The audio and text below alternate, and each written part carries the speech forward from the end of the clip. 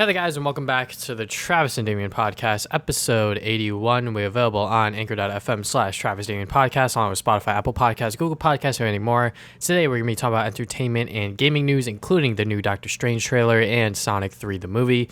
Then we'll go into our recent activities, including Horizon Forbidden West and the Uncharted movie. Lastly, our thoughts on the eShop closing down. So first piece of news, Master Splinter is joining the Teenage Mutant Ninja Turtles Shredder's Revenge game. So they already included April O'Neil, which was a pretty pleasant surprise, and now they are having Splinter in there. So it's nice to see them sort of not just bring back the classical arcade style of the beat 'em up for the Ninja Turtles, but also bring in new characters with them, which can make for some interesting, I guess, like compositions now, because it's not just the four turtles. You can now have April in there or even Splinter. So yeah, I think that's pretty cool too. I think April was like pretty pog because like I don't think she was ever in like any of the beat 'em ups before. I don't think Splinter was either. So I think that's a really cool addition because, you know, I didn't think it would just be the four like turtles. Like I think that would have not been the case, but having these two is really nice as well. I don't know if they add more DLC for more characters in the future because I think this is it in terms of like what's going to be in the base game. Mm-hmm. But that's good enough. Like I think like having like, you know, was it 6 characters, right? Yeah. Like 6 characters now. Mm-hmm. Like I think that's good enough for a beat 'em up. And honestly, the game just looks great still. Like graphically, the game looks great. The gameplay looks really good. I love these types of beat 'em ups and stuff. Like, you know, we both love the Scott Pilgrim game, which is like, you know, one of my favorite beat 'em ups. So hopefully this game could also be that good as well, because I also like the other TMNT beat 'em ups as well, like Turtles in Time and stuff. So this looks like it's gonna be a really good successor to that, and I'm very excited for it. I mean, it looks so good. Yeah, it does look visually very, very nice on the eyes, and the fact that it is coming to multiple platforms allows people to play on many different consoles, and on top of that, it's online. I cannot believe that you know, they announced it straight up that this is gonna have online play, which is very, very nice to hear. And yeah, I mean, like if they were to include more characters, the only one that I could really think of is Casey Jones. But even then, it's like I don't know if that's really necessary. They could obviously add him later on if they really wanted to, or if fans really, you know, sort of plead for it. But I think with these 6 characters right now, I think that is a pretty good sort of ground to cover the Ninja Turtles cast of heroes anyways, obviously. So but yeah, we don't know much else about the game yet. We don't have a release date. We don't even know how long the game's going to be, but I hope that this is like an actual like full-length beat 'em up adventure, something in the realm of, like you said, Scott Pilgrim, or maybe something a little bit shorter, but who knows, you know, we don't know exactly everything yet. I feel like Scott Pilgrim is just a little longer just because you have to grind a bit, because the game can get really hard if you don't like just grind for stats. This game doesn't look like that. It's just going to be a pretty standard beat 'em up, which is fine because, you know, I don't think every beat 'em up needs to have like those RPG mechanics, since Scott Pilgrim was like inspired by River City, like Rampage and stuff or whatever. So, yeah, like I'm totally okay with that. I also love the Simpsons arcade game and stuff, and like I just kind of just want more games like this. So I'm happy they're like having like a pretty big revival. Same thing with Streets of Rage 4, which came out like last year, I think. So yeah, it's good to see this genre like get like a random boost in popularity again, because it deserves it. I love beat 'em ups. So yeah. Alrighty, so next bit of news here is the Doctor Strange in the Multiverse of Madness trailer. I think this was dropped during the Super Bowl, I think. And yeah, it looks great. You know, you could tell that this is not, you know, this is directed by Sam Raimi. Like, you know, it's really weird, which is something that I think, you know, what the title suggests, I think it's like, yeah, you would expect it to get a little weird, right? And it's like there's like a dense trailer too. There's like a lot of things going on, and it seems to be like a direct continuation of what happens in Far From Home, since, you know, I guess spoiler. I mean, at this point, it's all over Twitter. They also fully revealed the other characters in the movie on Twitter, so we can talk about all that stuff. I'm not gonna get to it. Just like, yeah, obviously Doctor Strange opened the multiverse and like things got weird in that movie. So now, you know, he has to kind of pay for the consequences in this movie, which is pretty neat. Because yeah, Doctor Strange it wasn't really his fault. I mean, it kind of is, but it makes sense that he would get kind of punished for doing something like this. You know, we see a lot of Scarlet Witch here, which is going to be great to see after, you know, WandaVision, how she's holding up and stuff. Yeah, it just looks like a lot of good stuff. Visual effects look great as well. It looks like it's going to be a really interesting movie. Yeah, I mean, just from this trailer alone, you could definitely tell that Sam Raimi is behind the camera. Like, I think we said this the first time with the other trailer, but for this trailer, you could really, really tell just the way that it's directed. It's not like any other MCU movie. I'm sure that this isn't the first time you probably heard this on the internet, but like visually, like this movie really does look stunning in terms of how it's directed, but also visually too, because this is a Marvel movie and it has that kind of budget to bolster it up. There's a lot of Easter eggs and sort of things that people are trying to figure out, like that flame guy. People are saying that that's another version of Tony Stark or another character. I don't even know. I think one of the characters that Doctor Strange is talking to in the chamber is Professor X, and we don't know if that's the same one from the Fox universe or what have you, but I feel like with those characters in particular, some of those recastings are going to be a little tricky, so I wouldn't be surprised if they just brought in the same person that played Professor X for this movie, because that would be a pretty cool sort of little Easter egg in there. But yeah, I mean, I am excited for this movie a lot more than when Doctor Strange 1 came out, obviously, just because a lot has happened with the character. He's been in other Marvel movies, including Thor 3, the Avengers movies, and obviously Spider-Man. So seeing what Doctor Strange can do once again in his own movie is going to be very, very exciting. Yeah, I agree with you there. Like, Doctor Strange 1, like, I thought it was good, but, it was just like, whatever. It's just another origin movie or whatever.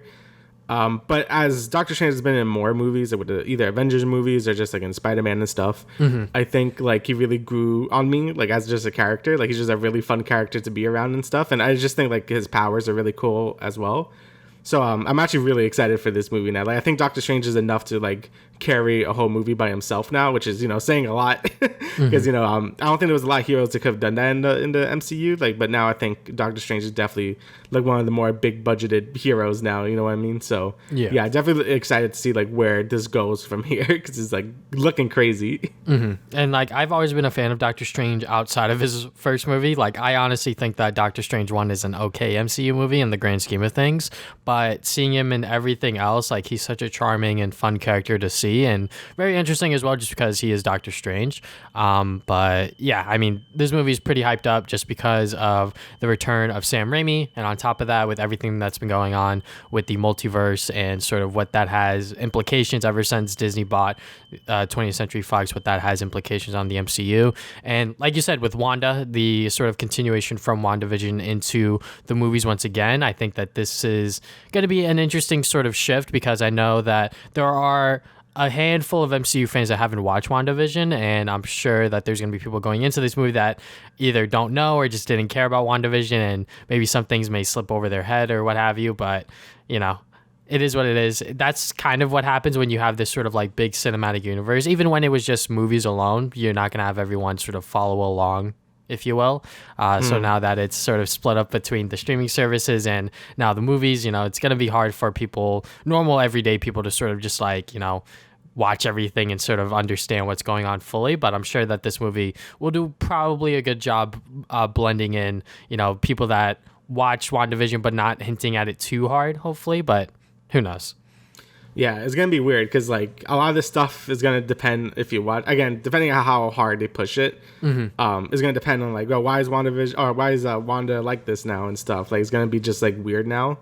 So, yeah, I don't know how they're going to, like, do it cohesively or anything because it could just become a giant mess because there's probably people with a lot of, like, Marvel burnout and stuff. So, they're definitely not going to want to watch the shows just to, like, understand one movie.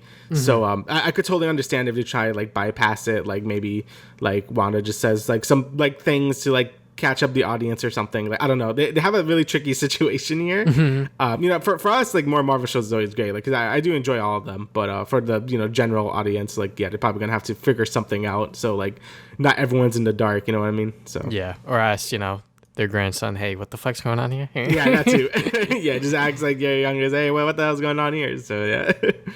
All right, so speaking of Marvel shows, the Marvel Netflix stuff will be leaving the service on March 1st. So this was actually a news story that I forgot to put in last week's episode, but I'm glad I didn't because there was a update on it that sort of brings it into context as to what's going on. So Marvel owns these shows, but they put them on Netflix for whatever reason, whatever kind of deal that they signed with Netflix. But Daredevil, Jessica Jones, Luke Cage, and Iron Fist, they all live on Netflix up until March 1st. So these shows are going to be leaving the service, which when I first heard about that, I was like, oh shit, like, are these shows just going to like disappear? Like, we just got, certain characters in other properties and other shows. I was like, oh shit, But what it turns out is that for now, right now, the Marvel Netflix shows will be coming to Disney Plus in Canada only. So we don't know what will happen to them in the US or other territories.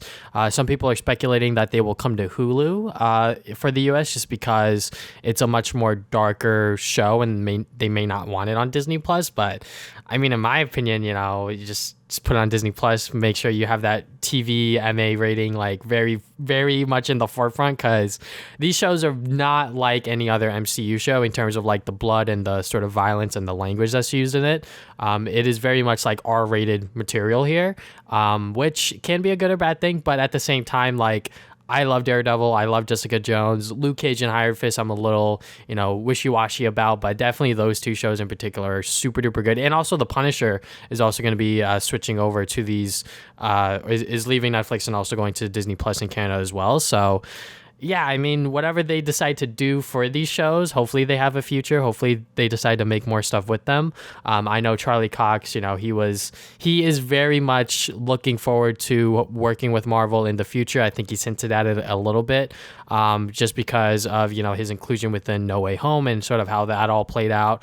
But yeah, I'm excited for the future for these Marvel Netflix properties, just because they're just so goddamn good, especially Daredevil. Yeah, I still haven't watched it. I really need to watch it. I've been honestly, in general, I've been slacking a lot on shows and stuff like this. Like, I still need to watch Mandalorian, or not Mandalorian, Boba Fett. That wasn't even intentional. I'm saying, like, I heard Peacekeeper was really good. I'm missing a lot of anime and stuff. But yeah, Daredevil, I really do need to make time for it, since, yeah, like you said, like, you know, there's a lot of Daredevil stuff that started popping up in the MCU proper. So I don't know if they're gonna be straight from the show. Like, I don't know if they're gonna retcon some things. Probably are, to like make it like not as violent. I don't really know what Disney is gonna do with that. But it's really interesting to see what they're gonna do with it, because, you know, they've already established his character is a thing now in the MCU with Far From Home. So I'm really looking for, because, you know, I heard from you and from everyone else that, you know, he's a great actor to play Daredevil. So I'm very excited to see what they do with him. And you know, if possible, I would like to see the original series before it's, like, you know, somewhere else. I mean, like, I don't know if it's on Hulu, I guess that's not too bad, but just put it on Disney Plus, like you said, just put MA rating. Like, I don't think Disney has any MA stuff, right? Like Disney Plus, not I for could the be wrong. US. I believe okay. Deadpool is on Disney Plus in other That's territories. crazy. Yeah. Okay. So yeah, it's a little weird. I don't know exactly what's going on there, but honestly, just put it on Disney Plus. Yeah, just put, like, children do not watch this. Like, it's that easy. But yeah, the show's not intended for children. Please, God. Yeah, it's just like, I really hate when this stuff happens, because I'm like, just stay on one platform, please. But hopefully this is like the last time this will happen to these shows, so they could just be like there for people to watch, even if they're not, like, again, only right now Daredevil seems to be the only one that's going to be like coming back, but we'll see. They might bring back more of these guys, the Defenders or whatever. So we'll see what happens in the future. Yeah, because I know that it's rumored that certain characters are supposed to appear in other Disney Plus shows in the future, so that will be very interesting to see. But yeah, I mean, you know, with everything with the Marvel Netflix stuff, it's always been sort of weird how they brought them into the Netflix sort of little bubble, and then they were like hinting at the event, which was the first Avengers movie with the tower and everything. But outside of that, there was never really any crossover between them, unfortunately. But until now, you know, stuff has been sort of crossing over, and it's very, very exciting for people like me that have watched these shows and sort of looking forward to what Disney has planned for them, because, you know, they do have the rights to these. It's just that they've always lived on Netflix, and now that, you know, Disney and Marvel have their own sort of platform to put them on, and other sort of streaming services as well, they're sort of trying to pick and choose where they want these to land. So yeah, again, hopefully it just goes on Disney Plus, because unironically, I really do think Disney Plus is like pretty good. So I mean, like, you know, they're gonna be in Canada, so just VPN it, you know. Yep, just use NordVPN. Alrighty, so we got some more news here. We got the Sonic Cinematic Universe, since, you know, the second movie is coming out real soon. It's already getting the third movie, and it's getting a live action series on Paramount Plus. So yeah, they're really going deep into the Sonic Cinematic Universe, and you know, from what I've seen from the second movie, it's looking pretty good. So, like, you know, hopefully that quality can match up. Well, you know, we gotta see the second movie first, but if the second movie is good, then, you know, I'm all down for a third movie. It'll be cool to see them move into more of the adventure stuff, like, or at least Sonic CD. Like I know this one's like the Sonic 2 movie is combining Sonic 2 plus 3 basically, like with Tails and Knuckles and stuff, which is cool. Yeah. I think like the Death Egg or something. I didn't really watch the second trailer yet. But it'd be cool if the third movie was like Sonic CD based, or like Metal Sonic and Amy, or Chaos could be in there for like some adventure stuff. Like that would be really cool. In terms of like the series, I don't really know what you could do. Maybe like Saturday morning, like Saturday AM or something. I don't know. Like there's Sonic like has a lot of lore, so you could do like a ton of stuff with him. So it's gonna be interesting to see what they do with that. And it surprised me that it's gonna be a live action series instead of like an animated one, because I thought, weren't they doing an animated one on Netflix or something? Yeah, so they're doing one on Netflix. I guess they're just trying to expand more of the Sonic live action stuff, just like separate. I guess that makes sense. Yeah, I don't know if like this live action show is gonna connect to like the series, like they're doing what Marvel does. Like I don't really know, but it's gonna be interesting to see like where this universe of Sonic movies goes, because they really surprised people, at least the first one, with how entertaining it was. Like it wasn't amazing or anything, but it could have been way worse if they didn't change Sonic's model, and I'm happy they did, because like the movie itself was it was pretty good. I thought it was fun. So yeah, hopefully they could keep it up with all these other things, because Sonic has a big year. I guess it is a big year for Sonic, so hopefully he could nail it for once. So for once. But yeah, them announcing Sonic 3 really early before even Sonic 2 is out in theaters is pretty ballsy. But then again, that just means that they have a lot of faith within this movie's success. And yeah, hopefully that it does do as well, but if not better than the first movie, because the first movie was literally the last movie that a lot of people have seen in theaters. And some people may be returning to the theaters to see this movie again if they didn't see Spider-Man, which, that's them. But yeah, I think that what they have to do and what they can do with Sonic 3 is very interesting, because like you said, they already introduced Knuckles within Sonic 2, sort of combining Sonic 2 and Sonic 3 from the Genesis games and sort of twisting it into their own story once again, which, I do not mind whatsoever. So hopefully they do some of the adventure stuff. I'm not sure if they're going to do Chaos or if they're just going to introduce Shadow right away, or maybe even Metal Sonic. I don't know. Because, Sonic 3... it could be a cluster mess if they decide to do a lot of stuff in one movie. But yeah, I mean, it can be a lot of fun, because I know that they're really only introducing like one or two new characters within Sonic 2, aka Tails and Knuckles. And then Sonic 3, they could do a lot more if they want to. And then for the live action Paramount Plus series, like you said, I think that a Saturday morning cartoon would fit a lot more than just like an actual like story kind of thing. Maybe it could tie into the third movie. Who knows? I doubt that. I don't think that they really want to do that sort of like connectivity stuff right away, especially because, they know that Sonic is, more meant for kids and they're aiming at a much younger audience. Marvel kind of does the same thing, but, they do have that sort of, I guess, a little bit of an older audience when you really look like at a it. Teenager. Yeah, kind of thing. But yeah, all of the Sonic live action stuff has been really, really good and really, really exciting to see. So yeah, I'm rooting for this. Hopefully it does sort of land on its feet with the second movie, and hopefully with the other projects in the future, because, I'm all for it, honestly. I think that this sort of iteration of Sonic has been really, really fun to see, and actually been definitely the best video game movie stuff that we've seen in ever, honestly. Yeah, I think so as well. Like the Sonic movie is actually like a pretty good representation of Sonic. They didn't really like do it. Like, yeah, he had some like weird lore with like having an owl mom or something, but like, the rest of it has been like, his personality was pretty spot on. Like everything else is pretty good. So, and did little tweaks to make it like their own. Like, like I think in the second movie they do some weird things with the emeralds and stuff, but that's just how they want to do it. So I don't think I think things are fine when they make it just a little different, just to make them different from what we already know. So it'll be interesting to see what they do with this cinematic universe going forward. All right, so next bit of news we got here is HBO's Last of Us series is not expected for this year, but expected for 2023.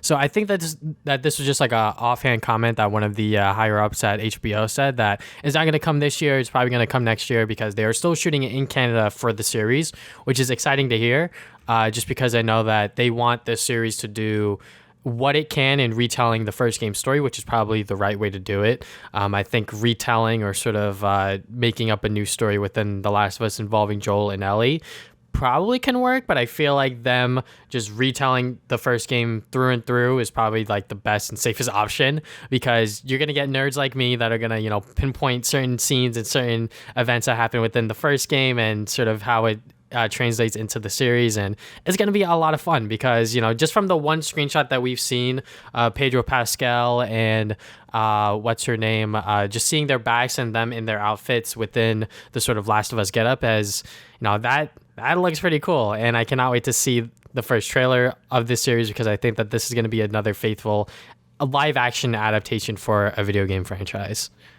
Yeah, and I guess we were wrong with Uncharted, being like, oh, it should be easy to adapt that. I'll talk about more of that later. Okay, well, you can tell me later. But yeah, I heard mixed things about Uncharted, but I feel like Last of Us probably works maybe a bit more. Yeah, especially as a series. I feel like TV shows are probably better to tell longer form stories and stuff. But Uncharted could work as a movie because it's more just a short adventure thing. Mm-hmm. But Last of Us has a lot more going on with different characters and all that stuff. So I think as a show it could work a lot more and could breathe a little more as well. And I have hopes that it does well. Again, I've never played Last of Us, so I probably wouldn't watch it. I probably would play the game first, then watch it just to compare it. Mm-hmm. But yeah, hopefully it's just a straight adaptation, just to play it safe. I said it's good to have differences and stuff, and they could definitely have differences. It doesn't have to be exactly the same in terms of some personalities and stuff like that. But I think just keeping the basic story beats the same will make everyone happy, I think. And if they can make it more approachable for people who's never even heard of Last of Us into something more, just because it's a show now and not a video game, that's good. I think that could really expand the franchise. And if Naughty Dog wants to do a third game, which I don't think they will, then I guess they have more room to adapt the second game into a show and see how people react to that. Because as a video game, that was pretty controversial. So yeah, it's definitely seems like Naughty Dog games just seem like safe bets. I'm not I'm not counting Jak and Daxter or whatever. I'm just counting Uncharted and Last of Us. So yeah, I think it will work as a movie. But I guess we're just gonna have to wait and see, right? Yeah, definitely. It also helps that it's a HBO series, so it's gonna get a big ass budget, right? So a big budget, they're able to do what they want, not sort of censor the violence or anything like that. But yeah, I'm hoping for the best for this one, because it does look very, very promising with Pedro Pascal and Bella Ramsey taking on the respective characters of Joel and Ellie. And also Neil Druckmann, say what you will after part 2, but he is the sort of mastermind and sort of the father of the Last of Us franchise. So having him sort of behind the scenes and sort of guiding the series along is also good to hear.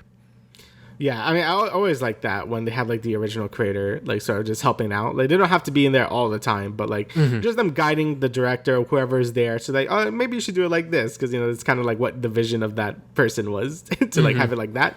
So I think that's a good idea to have them be as a counselor, just to tell you what to do a bit. So, and not to steer it too much in the wrong direction. You know what I mean? So yeah, creative liberties are good, but when you take it a little too far, then yeah, it could end up not too great.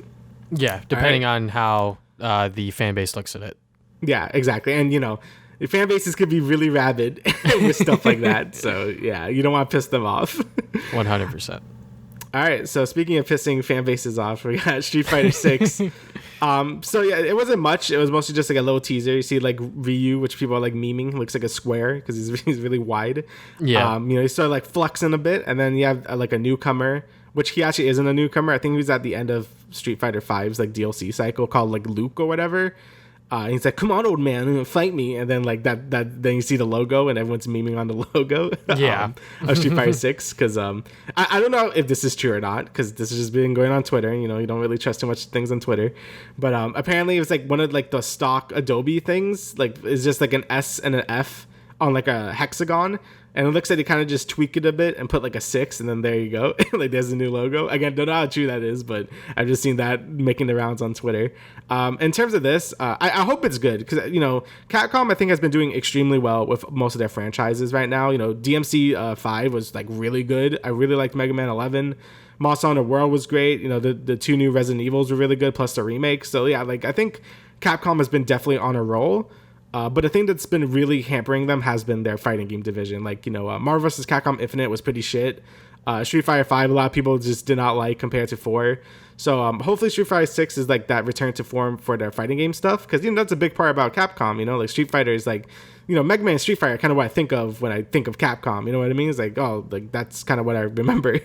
So hopefully Street Fighter 6 can make everyone happy, but it does seem to be in a weird direction. Like people are afraid it's gonna go into like a more realistic direction, since it looks like they're like in like an MMA ring, and they're gonna like fight, and like the thing's like a hexagon now. So yeah, like some people are kind of nervous about what it's actually gonna like be like gameplay wise, but hopefully it's a good shakeup. Like hopefully it's a good for these Street Fighter fans. Obviously I'm like horrible at fighting games. Like I'll probably pick this game up at some point and play it a little bit, because I do like fighting games, but then I get my ass kicked and then I hate them. So hopefully the game ends up good, because I think like Capcom needs a win for their fighting games, because they've been really like down so far, because no one really likes Street Fighter 5. So Yeah, I mean, Street Fighter 6, that sounds pretty big to announce, the fact that they're making a sequel to Street Fighter 5, because usually these fighting games are in cycle for like a number of years before they announce the next one. So, Street Fighter 6, hey, look, that looks pretty cool. And then the logo, and then it's like, oh, I don't know exactly what happened here, but everyone's been memeing it up. It looks like they got 6 notifications. It doesn't look right, but yeah, I mean, it makes sense. The logo is not good. They're probably going to change it up before it launches, hopefully, because if not, that will just live on store shelves for the rest of eternity. But yeah, I mean, it's exciting to hear, honestly. Like, that's all I can really say. Like you said, like, I am also really, really bad at fighting games, just because I just get frustrated at myself because I am just not good enough. But, whatever they decide to do with this one, I hope that it stays true to what Street Fighter has always been, which has been a 2D or not like 2D, but just like a 1v1 sort of. It's like 2D. Yeah, it's like a 2D. It's basically the most like vanilla fighter you could do, because it's basically like made that like sort of fighter popular. And I think if they move away from that, you do kind of lose the identity of Street Fighter, right? So like, I think if they make it like a 3D fighter, that's like, now it's kind of like Tekken a bit. Yeah. Like, I feel like you kind of have to like stick to what it's good at, but you could bring new mechanics as well to like make it different, and just new things to master for like these older players and stuff. And I think in terms of like online is also going to be a big like thing. Like I think most fighting games should have like rollback and stuff at this point. Because a lot of Japanese fighting games just like have really garbage online, so it would be really cool to see Capcom really invest into like a really good online like structure. You know what I'm talking about? You know what I'm saying? Yeah, I mean, like, so. I know I follow some people on Twitter that are part of the Fighter Z community, and they're like, bro, give us that fucking rollback netcode. We're tired of this shit. And I'm like, yeah, like, I can't believe they don't have it yet. And I'm sure a lot of people are kind of nervous of whether or not Street Fighter 6 is going to have rollback netcode, because it's sort of becoming the industry standard for fighting games in general, which is good, because that's sort of like the best way to have online be as competitive as possible when you are competing in these fighting games. So yeah, hopefully Street Fighter 6 is able to deliver on that. But like you said, this is a Japanese company, so we don't know if they exactly know what that is, or if they even want to do that, or whatever the case is. So yeah, we only have this quick little teaser trailer. Once we get like an actual gameplay trailer and actually see what the game is like, that's when we could talk about it more. But for now, it's exciting to see Street Fighter 6 come to be, but hopefully that logo gets changed up for real. Yeah, hopefully. It is really bland. Like I know it's kind of like a whatever thing to talk about, but it has been talking about a lot for a reason, because it just like has no personality at all. So yeah, hopefully it does get changed. Yeah, there is more news coming this summer, they did say. Yeah. So it's a teaser for a teaser. All right, so now let's jump into our recent activities. I'll let you go first, because I actually have a bit to talk about. So, all right. So first of all, I've been slacking on anime, so I haven't finished Demon Slayer or I'm not even caught up on Attack on Titan, because kind of got to pick and choose on like what I do in my free time, and kind of there's been like a lot of games. So, but I'll do it this weekend. I really need to catch up on those. But anyway. Pokemon Legends Arceus, I finished the base game, and everything applies to what I said last time. Like, I think the game is a ton of fun. I think the game like visually kind of looks a little garbage and performs a little poopy, but it's gameplay wise, it's really good. It's definitely the evolution of what I expected Pokemon to be at this point, like in its life cycle. The ending stuff was really cool. A lot of like great remixes of like the legendary songs and stuff. It was really cool. But I basically didn't really finish the game yet because I still need to like actually catch Arceus, which is like you only get it when you capture every single Pokemon, which I haven't done yet. I'm almost there.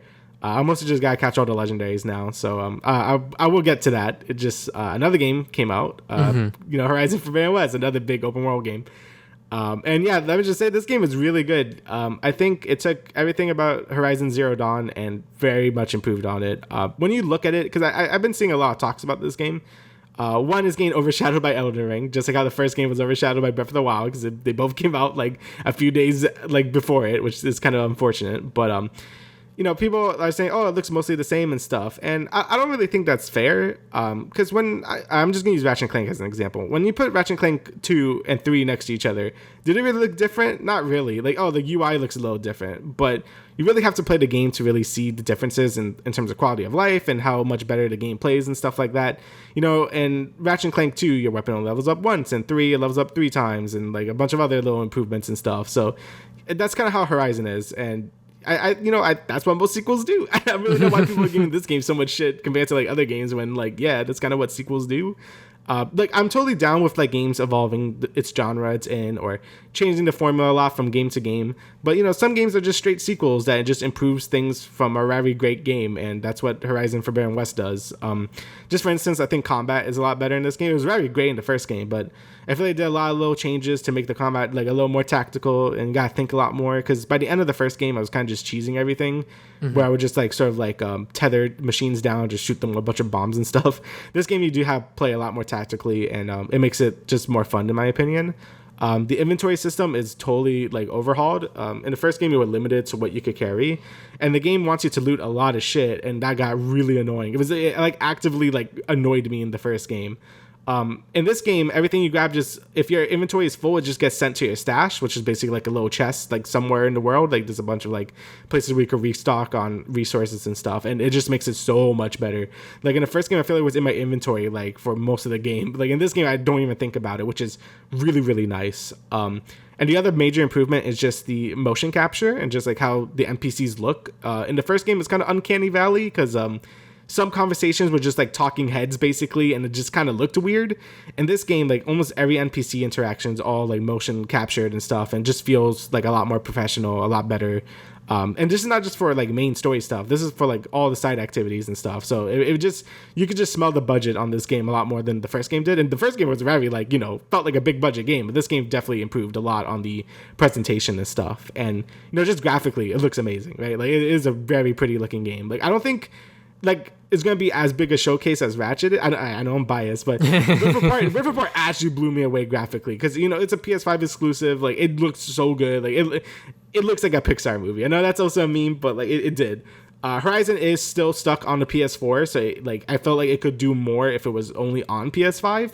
But for what it does really well. Like the game runs great. It looks great. Like everything about it just looks like really nice. But yeah, and in terms of like just the open world structure, yeah, it is an open world game, but I think it does what it does well. It's kind of like complaining like, oh, Demon Slayer is a shonen. Why is it a shonen? Why doesn't it do things well? Like, why does it do things differently? And again, I don't think that's a fair argument because I think as an open world game, it does what it does really, really well. Like, yes, again, it doesn't reinvent the formula like Breath of the Wild or Elden Ring is going to do, but I think all these side activities that are usually filler in a lot of other open world games definitely feel like they're worth your time in this game. Like basically all the side quests I've been doing, and I have like 30 hours already in this game, like all the side activities in this game are like, they feel like main mission quality, and that's not even like a meme. Like I definitely feel like these missions could easily be main missions in other open world games with the amount of effort and like just things you do in them. Like I'm like really impressed. Even like the Ubisoft towers, they're called tallnecks in this game, which like unveils the map and stuff. Like a lot of those are like just side quests of their own and stuff. Like there's a lot of different like other side activities, like some races you could do and like some melee pits where you gotta like fight, obviously with melee and stuff. You can't use your bow too much. Like all this stuff definitely feels like it's worth your time and not just useless filler. Like the only filler content in this game is the bandit camps, which is always like a staple in these open world games. That's the only content that's like kind of lazy. But I actually do feel like everything is like worth your time in this game. Like the main quests are great, but if you ignore like most of the side quests, I definitely think you're doing a disservice like of that content if you don't do it, because I think it, you know, explains more like the lore about certain tribes. You know, there's just fun missions to do. You get more loot and experience. Like I definitely think it's all worth your time. And I think that's where Horizon Forbidden West really sets itself apart from other open world games. Just all this side content definitely feels like it's worth doing. And honestly, I think that's how I feel about a lot of these Sony open world games. I think Spider-Man is probably the weakest in terms of its open world like sort of design. But Horizon 1 and Ghost of Tsushima definitely feels like, you know, how I feel about this game, but this game just does it even better than those. So yeah, definitely a great open world game, and I'm really loving it. The main story is really cool too. Like I was really impressed by the main story in the first Horizon. Like I didn't expect myself to be as like enthralled with it as I was, but it was really good. And it looks like the second one is going even crazier with it, which is great. You know, I was afraid it would kind of dip out a bit from the sci-fi, but it looks like it's going even more sci-fi, which I love. So yeah, Horizon Forbidden West is really, really good. I highly recommend it. But yeah, definitely play the first one before this one. The game basically expects you to know everything from the first game before getting to this game. This is like a little recap video before the game starts. But it's definitely like, yeah, you should know what happened in the first game before jumping into this one. So yeah, I definitely recommend playing the first game, which is also a great game in general, before playing this game if you want to like understand the story. So yeah, definitely a great game so far. Yeah, I guess I'm gonna have to recap myself on Horizon, because yeah. when I played the first game, I think I was literally like just listening to podcasts and listening to music and just fucking going through the game, just like doing side missions, doing story missions, not giving a fuck. And then I got to the end of it and I was like, oh shit, what happened? Yeah, it's definitely one like you kind of want to pay attention. Like in the first game side quests, some of them are pretty good, some of them are, you know, kind of like the filler I was talking about. Like I feel like with Forbidden West, it definitely, you know, feels a lot more like substantial in terms of side content, at least to me. I mean, I also like talking to a lot of NPCs and stuff, so that's just me. But I definitely think it's like a story that's like pretty damn cool, I think. So yeah, I mean, I'm excited to pick it up once the semester ends, and hopefully I'll be able to actually like play it, because I know that this game's gonna take me a while to actually get through, but it's long as shit. So. Yeah, you know, that's just open world games in general. But yeah, it's exciting to hear that you are enjoying it. So what have I been doing? So I saw the Uncharted movie, because I was like, fuck it, I'm gonna go see the Uncharted movie. And I knew what to expect just because of the Rotten Tomatoes scores and sort of everyone's sort of mixed opinions on it. And yeah, I mean, in my opinion, like as a person that really likes the Uncharted games, especially the story of them and how they told the story of Nathan Drake and Sully and how they became like, you know, partners and friends and sort of like family in a sense, the way that they bring that into this movie with Mark Wahlberg and Tom Holland and sort of how they got together and sort of how they piece other elements of the Uncharted series into this movie and sort of retcon sort of how, or sort of, you know, tell a different story, if you will, you know, tell a different version of Nathan Drake and Sully. And I don't know, I like, maybe it's just because Mark Wahlberg's Sully, but like I didn't believe that he was Sully, and also like just how like his character was behaving. I can't remember that Sully was acting like that within the early days of Uncharted, just because I felt like Sully was always like sort of like the wise person within the duo, and Nate was always like the fucking dumbass that, you know, knew how to like shoot people and climb shit. And yeah, I mean, like Tom Holland, like he sort of has the same accent that he does when he plays Spider-Man, so I'm kind of like thrown off a bit, but I can see him as like a younger Nathan Drake, but not with this story. I feel like that because they were moving so many different things around, even if they were to retell like the original Uncharted 1 story or whatever, I feel like that even then, like I can't really buy these actors into these roles fully when I was watching it. But even then, like I still had fun watching it. You know, the action was good. I can say that. I thoroughly enjoyed watching Tom Holland, you know, do shit and, you know, do his stunt works, jump around, be Nathan Drake, you know, all of that. The characters within this movie outside of Nate and Sully, you know, they were okay. They were sort of just there to, you know, push the story along. They do bring in other characters such as Nate's brother Sam, which was like a big thing in my opinion. That was like, I don't really like that just because they don't introduce Nate's brother until the 4th game.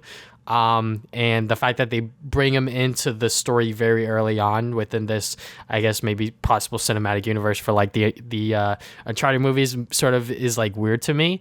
And it's not the after credit scene, but the scene that plays right after the movie ends, I'm like, oh, okay, I guess that's where they want to take this Uncharted series with, which can be interesting depending on how well this movie does in terms of box office numbers and whether or not they want to, you know, keep going with this. But Yeah, I mean, like, it's a fun action movie. I will say that, but as like an Uncharted movie, it's not what I hoped for, not exactly what I expected. There's a lot of changes that I just wasn't fond of. I mean, like, I was literally just saying earlier that like with the Sonic movie, they changed a lot of stuff, but I think that it fits. With this movie, I don't know. It just felt different. Maybe because Uncharted never went through as many changes as like Sonic did. So like maybe I'm just a little more numb to like Sonic making different changes with the story and the characters, as opposed to Uncharted, where we've literally had this one sort of game franchise in its own bubble, and that's it. And now we have a adaptation of it that's changing a lot of the story bits in it, which was, I guess, throwing me off. It was cool seeing Nolan North make his cameo. That was kind of funny. Oh, really? Yeah, he's in the movie for like maybe like a minute or two, but that's about it. Like that was kind of cool to see. But like outside of that, I was just like, like it's fucking Uncharted, I guess. It's sort of like Indiana Jones, but with just Tom Holland and Mark Wahlberg. But by the end of it, I did like how they sort of complemented each other, I guess. But like at the same time, it's not really my Nate and my Sully in a way, especially not my Sully, because I was just like, fuck is this Mark Wahlberg character? I don't know what the hell's going on. But there's that. That's sort of like my non-spoilery review of Uncharted. Obviously, if I spoiled shit, I probably could have gotten a little more in depth. But anyways, moving on from there, manga and anime. So I finally finished BL Metamorphosis. I've had Volume 5, which is the final volume, for a while now, but I just decided to finally read Volume 4 and 5. And yeah, it's pretty much just as good as I was praising it all of those episodes ago. It's pretty much a manga about this high school girl and this sort of grandma character, and they sort of find this bond and this sort of friendship with each other through boys love manga, and they sort of go to conventions and sort of events with each other, and you get to see different perspectives on life from the high school girl character and the much more older woman character, because she's gone through life, she knows what sort of like she wants and sort of what is worth her time now. And by the end of it, I really, really liked it. I'm glad that this was as short as it was. I felt like if it went any longer, it probably would have got drawn out. But this is like a nice sort of like complete story, if you will. And if you want to read, a sort of very quick slice of life manga, this one's only 5 volumes. So, it's pretty good. I will say that. The Jujutsu Kaisen Zero manga, I decided to read it before I went to go watch the movie later next month, just because I have the manga, so I might as well read it before I see the movie. And it's good. I think that people that like Jujutsu Kaisen will definitely like the movie when it comes out, and I cannot wait to see all of this stuff be animated and sort of have these sort of characters before the story of Jujutsu Kaisen begins. So Demon Slayer Season 2, not going to spoil anything, but it's just as good as I was really expecting it to be, all animated and everything like that. It's pretty much more Demon Slayer. Like if you like Demon Slayer Season 1 in the movie, you will, by the end of Season 2, hopefully still like Demon Slayer. So that's all I can really say. My update on My Dress Up Darling and Teaser Master Takagi-San Season 3, because I'm at like the halfway point of each season. I believe I'm on episode 7 out of 12 for both. My Dress Up Darling, it's getting a lot of traction. A lot of people are sort of noticing that this anime is like really, really good in terms of people are really talking about it. Yeah, I mean like Marin is best girl. Like what can I say? That's like, mostly why I see her everywhere. She is best girl. I will admit it. Like 100% best girl of this anime season. Just because she's so likable, and I guess she is like kind of hot for like anime girl standards. But anyways, the story is like pretty good as well. It's pretty much about her trying to get into cosplay, and you have this character named Gojo who really doesn't talk to anybody. He's sort of like an antisocial character, but he somehow befriends her because she needs help with her cosplay. And yeah, you see this friendship bloom, and it's very, very cute. It's very, very sweet. And yeah, I cannot wait to see where this anime season ends, because the way the manga is being released in the States is like very slow. Like Square Enix is taking their sweet ass time printing and like translating these volumes into English. Like it's like multiple gaps between volumes, which is like kind of insane, but I don't mind, because like the manga is like really, really good, and like the anime adaptation is like even better, honestly, just because I believe Cloverworks animated this. I can't exactly remember. Let me go and get my fact straight before I start throwing shit out there.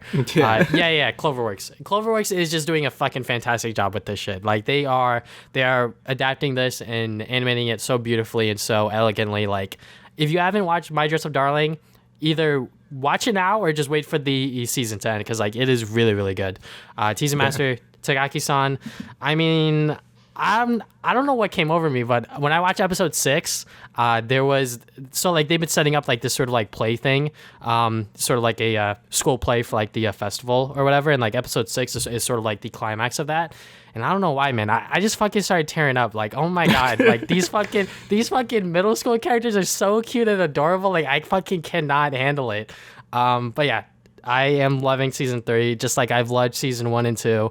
Takagi-San is pretty much more of the same of the sort of slice of life middle school, romance, all that bullshit. So yeah, it's fun. I'm enjoying it. I cannot wait to watch the rest of it. But last thing we gotta talk about is the Wii U and 3DS eShop shutting down. They are going to no longer be in service up until the late March 2023, and I think that Nintendo gave us some more details on like their official website on like adding sort of funds and sort of redeeming codes and all of this other stuff, which most of that stuff ends within May onward of this year. So if you're interested in buying any of the eShop stuff now, you should probably look into that.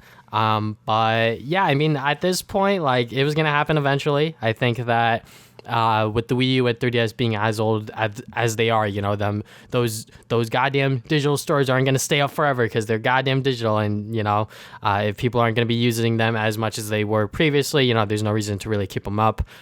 So yeah, Nintendo ending them, I'm not really surprised, but at the same time, I'm sure the price of physical games for the 3DS and Wii U are both going to skyrocket if they haven't already, because, a lot of these games, I'm sure physically didn't get like,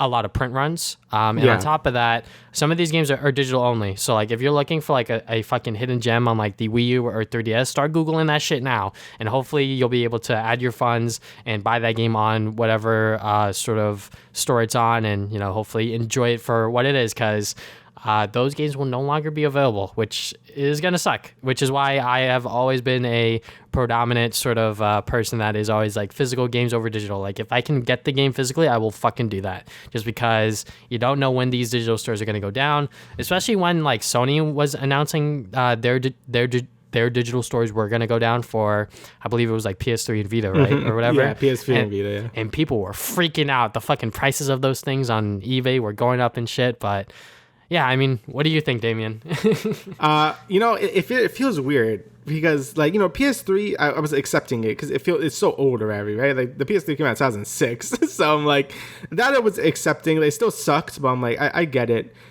With the 3DS and Wii U ending, I'm like, wait, you can't do that. I'm like, wait, like, has it really been that old already?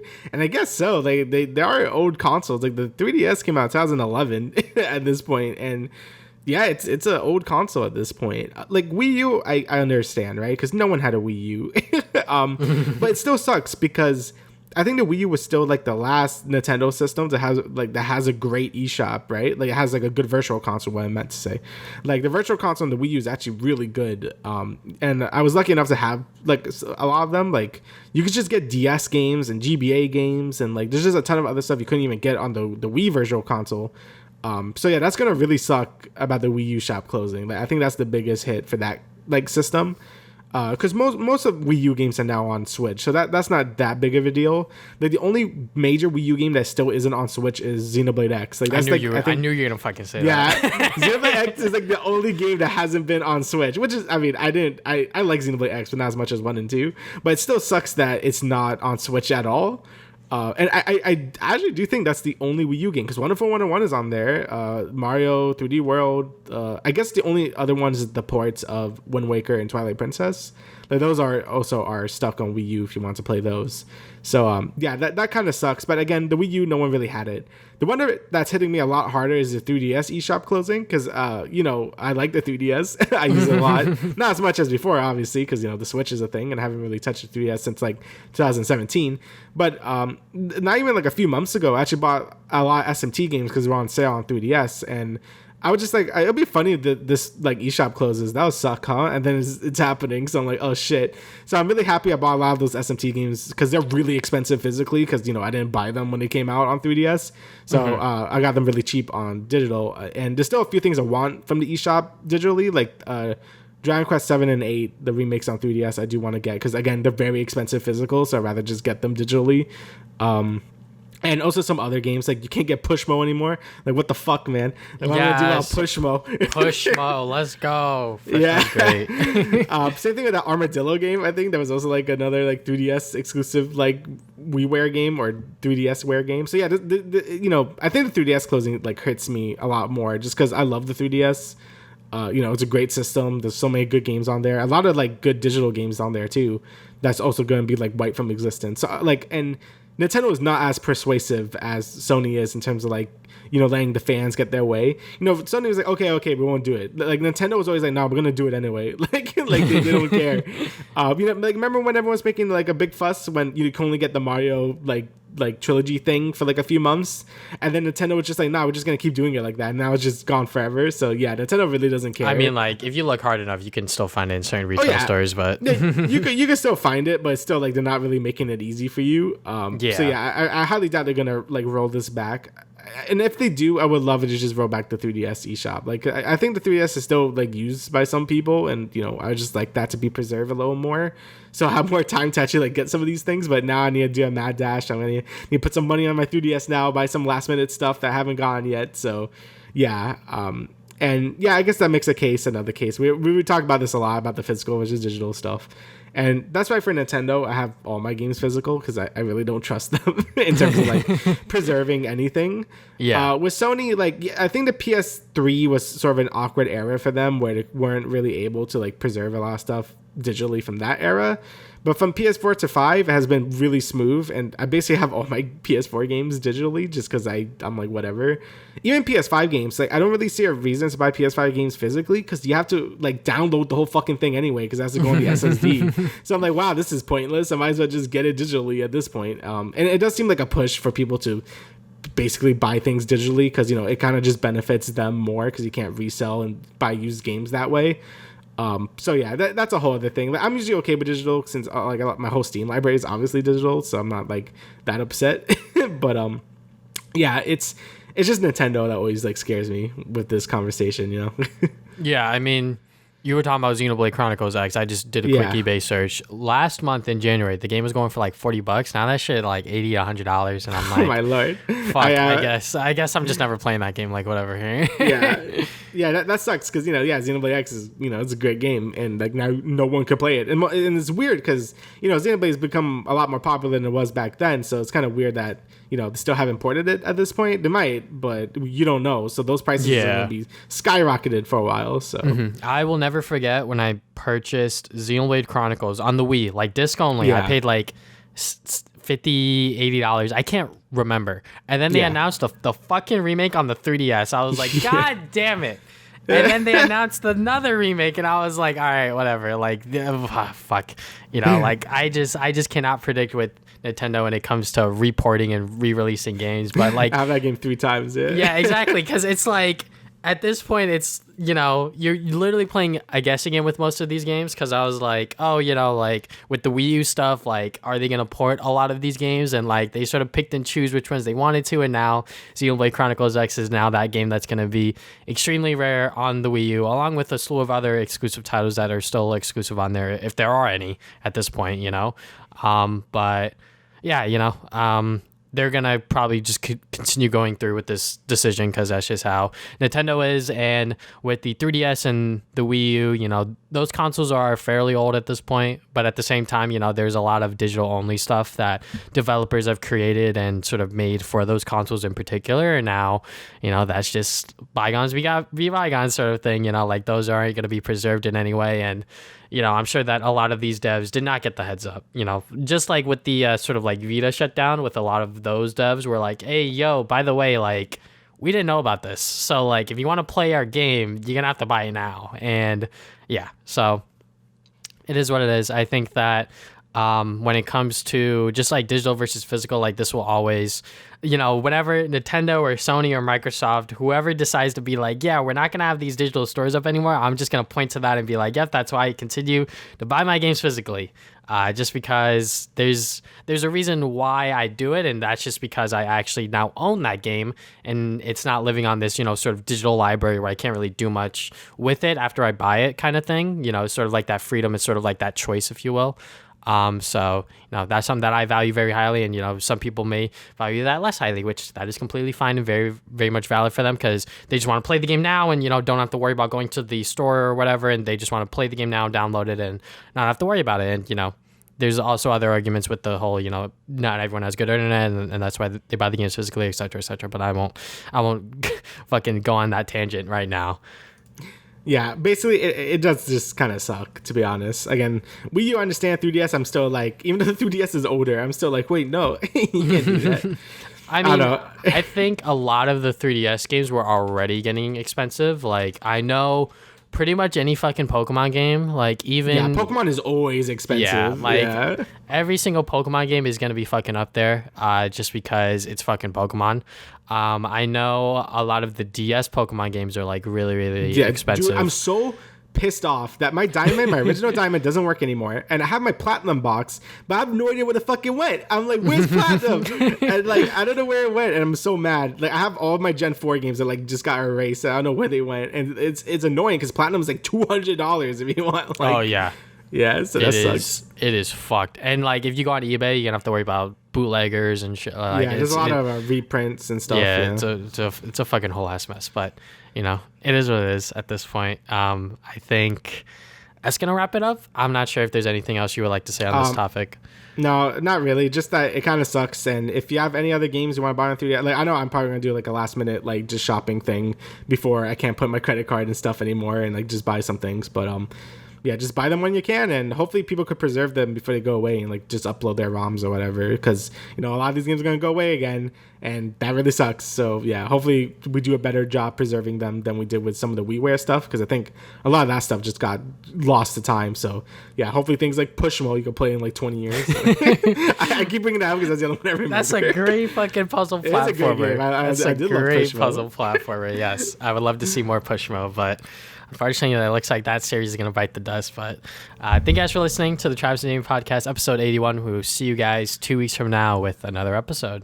Later.